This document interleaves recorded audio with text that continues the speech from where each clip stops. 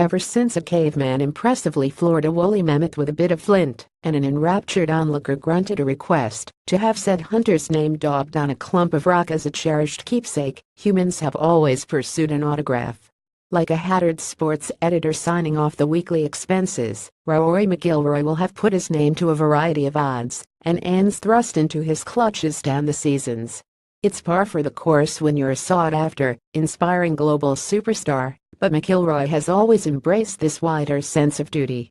At last week's British Masters, there was cheery footage of him handing a young fan a golf ball as he walked off a green at close house.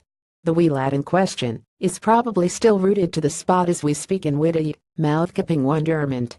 There was a time, of course, when McIlroy was the starstruck youngster elbowing and jockeying for a slice of their idol.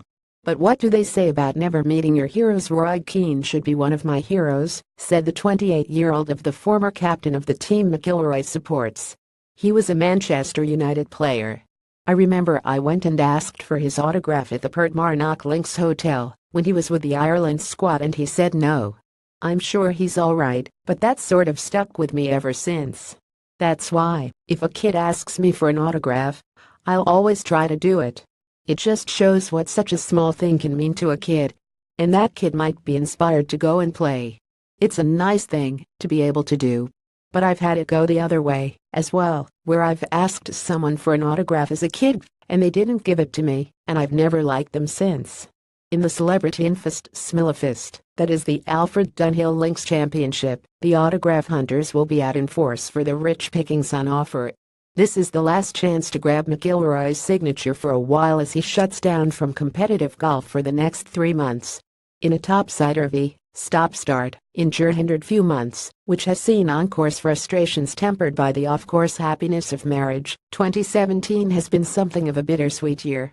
In a golfing sense, it has not been the year that I wanted, but a lot of great things have happened to me off the golf course, and 2017 will always be a year I remember because of that, said McIlroy, who is facing a winless year for the first time since 2008.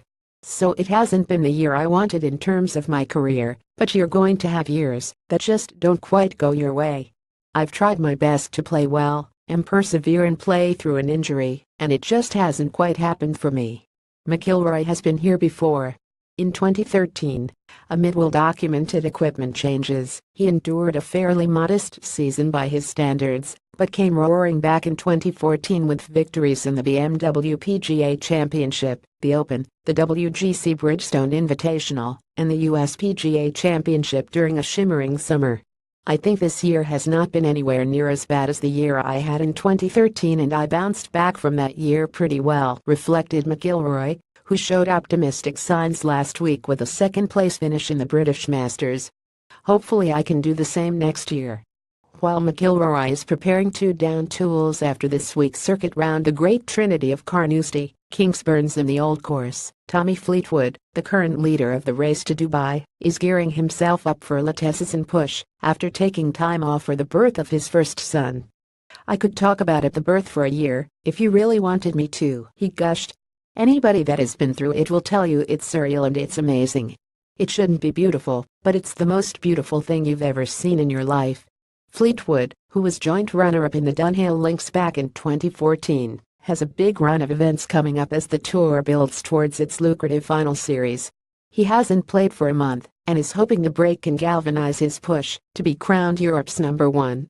I would love to win the race to Dubai, absolutely love it, he said. The nice thing about the break is that we don't really get an off-season these days, so this spell off has been a little bit like that for me. Sometimes it freshens you up,